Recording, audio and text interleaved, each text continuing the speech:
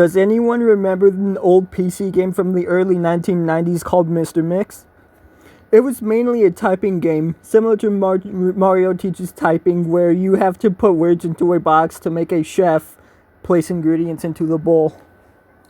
Unlike most typing games, however, the game was notorious for having an insane difficulty curve. It had a words per minute requirement for each level, being as low as 10 on level 1 and as high as 85 on the third. By level 5, the requirement reaches over 500, effectively making it impossible to proceed any further. One of the main things that people immediately noticed about the game was the background music. On the first level, it was an unsettling pattern of growls that got progressively louder as the level went on, often causing damage to early computer speakers that were not designed to handle extremely high volumes. The second level had no music at all, and the third had what sounded like a very low-quality recording of a hairdryer playing in the background. The remaining two levels had an incredibly loud, high-pitched ringing throughout that caused severe eardrum damage to those who managed to get that far. Another rather disturbing aspect of the game was the design of Mr. Mix himself. He was a large, round-faced, overweight man with beady eyes and red spots on his cheeks. Most children who played the game reported having vivid nightmares of Mr. Mix speaking to them in a quiet, raspy voice and threatening them to keep quiet about something. However, none of them could remember exactly what that was. One psychologist who saw many of these children reported being disturbed by the sheer amount of terror on their faces as they recounted details of the nightmare. Many of them broke down into tears in the process, begging for their parents to save them. However, no direct relationship to the game itself could be determined by these few cases, as not all children suffered the same adverse effects. For obvious reasons, the game did not sell very well. It remained in relative obscurity until a few years ago, when PC hackers got hold of a ROM of it and started digging through it.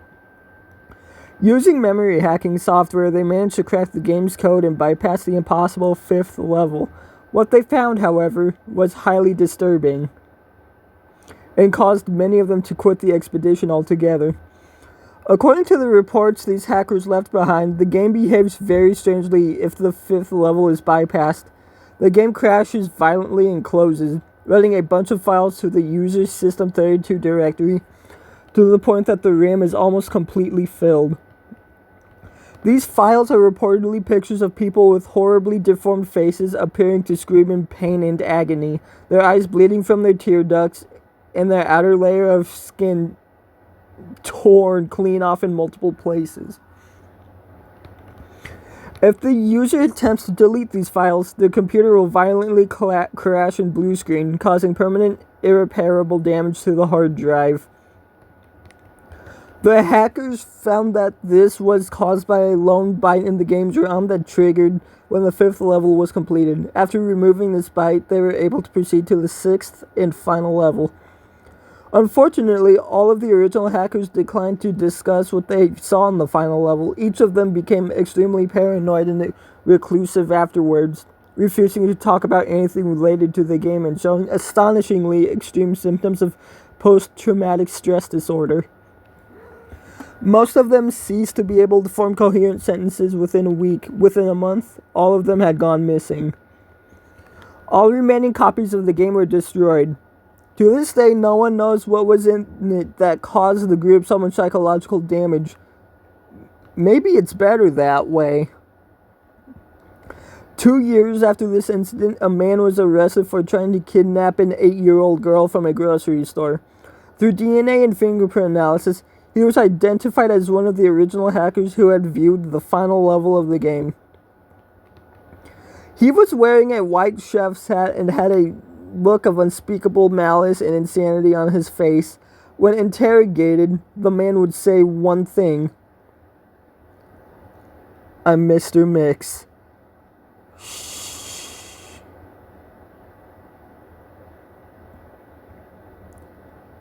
And there we have a very classic creepypasta. Now, it was a very short one,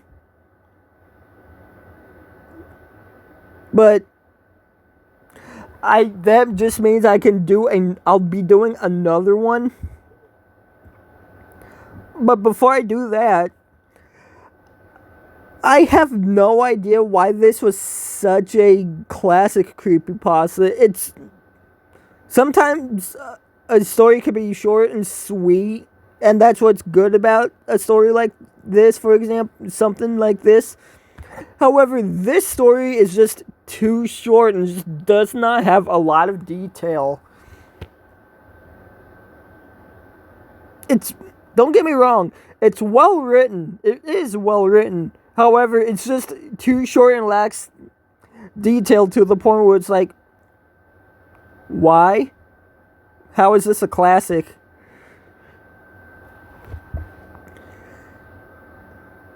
And it's because of its short length. It's like, was it worth writing to begin with? Guaranteed though that if this game were to be real, you would be working. If this would be running on like the OG original Microsoft stuff, like Windows 10, Windows 11, Vista, before all the Windows stuff, there was just Microsoft. Different Microsoft versions for operating systems, not Windows.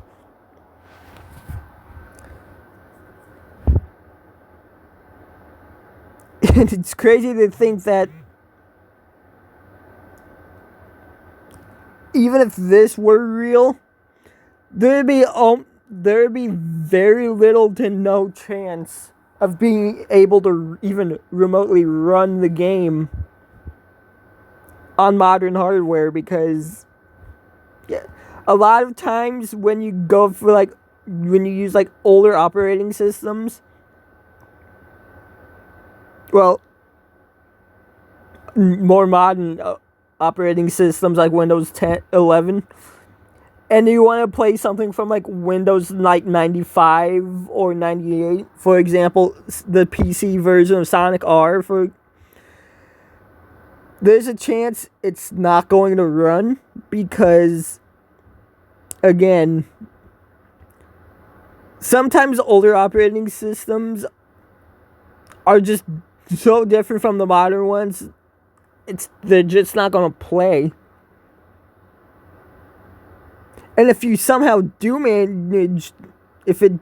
was managed to work, finding a copy of this game wouldn't exactly be very easy, especially if all the copies of the game were destroyed, meaning unless it was somehow dumped online or preserved in some sort of way, but you're never gonna play the game. So there's really no way to actually experience if this was actually a real game or not. And considering this is a creepypasta, I 100% doubt it was real. But again, and the off chance that it does exist, I doubt it's exactly as the story says it's like. But yeah, that was Mr. Mix. Let's go ahead and read another one. On July 17th, 2009, Nickelodeon organized an event on their cable channel known as the Ultimate SpongeBob Sponge Bash Marathon. The marathon was conducted approximately 10 years after the airing of the first SpongeBob episode, as it was meant to celebrate the 10-year anniversary of the series. At the time, there were 13 brand new episodes along with 20 reruns that ran for around 2 days. Not only that, but even during Nick at Night hours, episodes of SpongeBob would continue to air until July 19th, when the final premiere was shown. However, at the time this marathon had begun, witnesses began to notice various bugs and screen issues with the channel in question. Viewers, from kids and adults alike, would rewind and record certain bugs that occurred, such as the paper suddenly switching to the next episode halfway through its screen time, and Help Wanted suddenly skipping 2 minutes forward after the scene introducing SpongeBob himself was shown. These were assumed to be technical glitches, as one of the occurrences resulted in an on-screen graphic being placed on the screen. The graphic read, "Something has gone wrong and we are trying to fix it. We will be back to normal as soon as we can. Sorry." These bugs would only last 3 hours after the marathon started. They would suddenly stop after the 3rd hour, and quality would resume back to normal for the next 21 hours. The next day came. Nick at Night's programming would switch to Nickelodeon for the day, leaving one more day for the marathon to be finished. Over time, viewers would make out very strange, almost threatening occurrences during the second day. These occurrences would come by every 3 to 4 episodes, as if it were a specific pattern set up by someone before they had aired. The first instance of this happening was cited during the episode "To Square Pants or Not to Square Pants."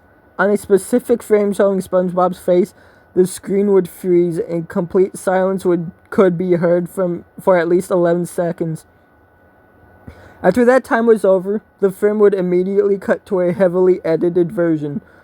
The outcome was disturbing. SpongeBob's facial expression was swapped to a threateningly angry, out-of-character grin for him. His pupils were constricted, replaced with small dots completely devoid of iris color. His mouth was unnaturally wide, and his teeth were tightly clenched. Lastly, his eyes were pinkened and inflamed, with black bags forming around his lower eyelids. A distorted rumbling noise could be heard as the edited image was shown. These edited images would be shown only for 1.5 seconds before resuming back to the episode. These happenings continued at least 6 more times. Fans of SpongeBob would turn to social media or online fan forums after seeing them, with most of them talking about contacting Nickelodeon somehow and explaining what exactly was happening with proof. Most of the people who investigated this did this via email, while others went out of their way to contact corporate. As mentioned before, 6 of these incidents would occur, and during the final episode airing, the same incident would occur one more time. Though this time, instead of switching back to the episode that was currently showing, the screen cut to a plain white background. After a short moment, a transparent image of a SpongeBob doodle faded in at the bottom of the screen. In a slideshow type format, text would appear on screen, showcasing insulting and degrading messages that were seemingly unproofread, theorized to be targeting the Nickelodeon staff. The transcript read as follows: "You are all so goddamn negative all the time. Day after day, after hour after hour, you're always upset, expecting better. I wish you would for once shut your mouth and act like a decent human being for once in your life. Think of the poor kids you brainwash with your festering attitudes. I'm ashamed to even be in the same room. No, the same planet as you are. Oh, you poor, poor baby. Poor, pitiful you. Sad over the truth? You are an adult acting like an infant, and it makes me sick. Well, boo-hoo. Fuck all of you. Fuck it all. You're the reason art is dead.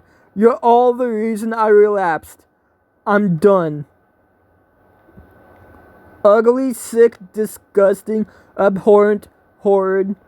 You make me want to vomit." Once the last line of text appeared on screen, a loud yet poor quality recording would play of what sounded like a real mental breakdown.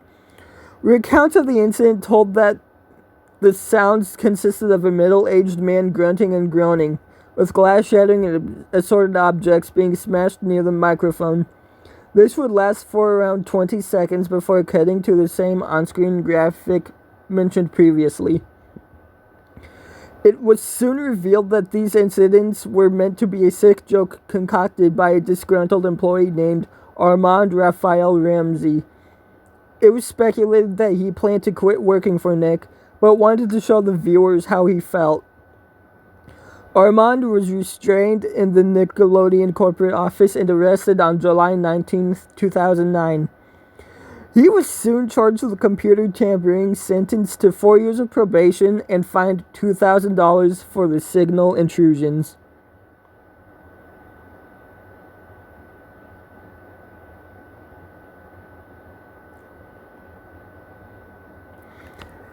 And this is one creepypasta that even the author themselves said was absolutely terrible and that they hated it. But I mean, it's not all bad. I mean, obviously if people are like making their own renditions of this creepypasta, like making their own videos, obviously usually with SpongeBob, but I saw one for like with Sonic X as well. So if people are making videos like that,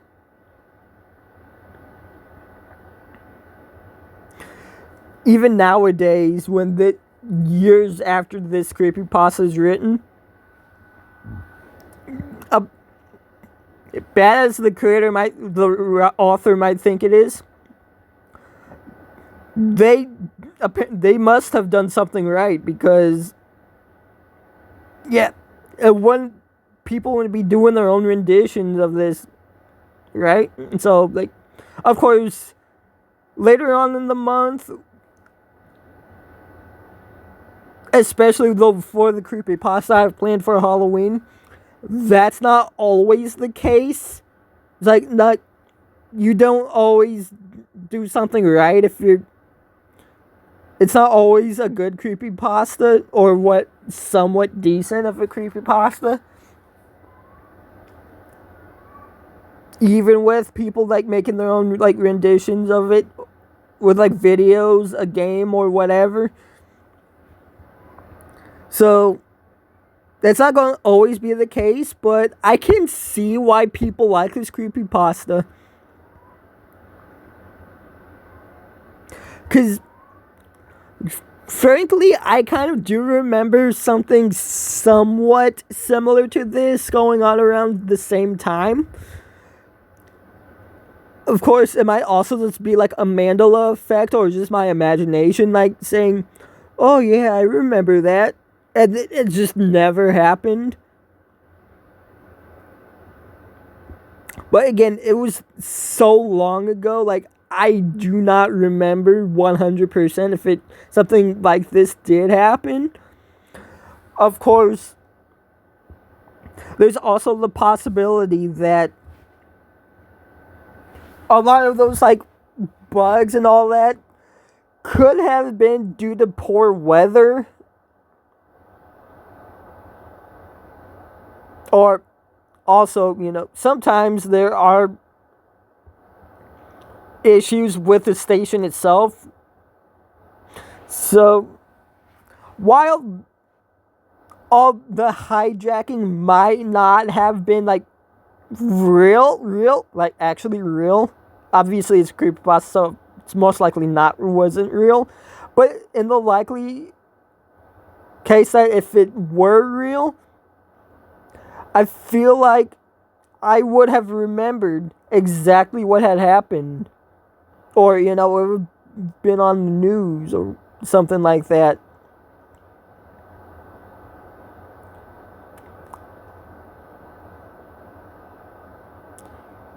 It's not like the Dawn is Your Enemy creepypasta where I actually do remember seeing that bumper on Adult Swim as a kid, and even even the full version with all like the screaming and all that, like, call me crazy, but I actually do remember that. Seeing that as a kid, and it scared the shit out of me. But again, it most likely didn't happen like the story portrayed it, so it's, I suppose it's all up to interpretation at the end of the day.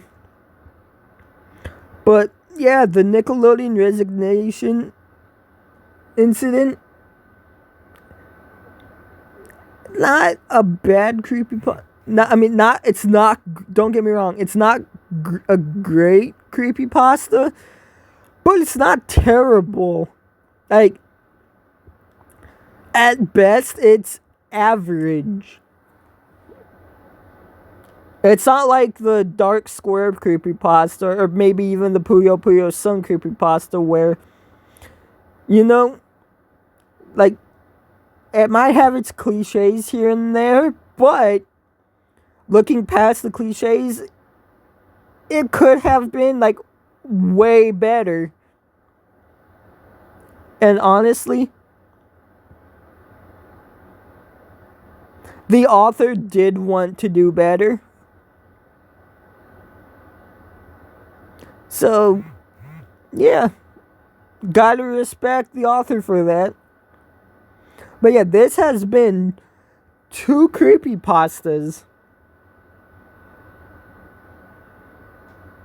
Let me know what creepypasta you want me to read next, and I'll very likely get to reading it tomorrow.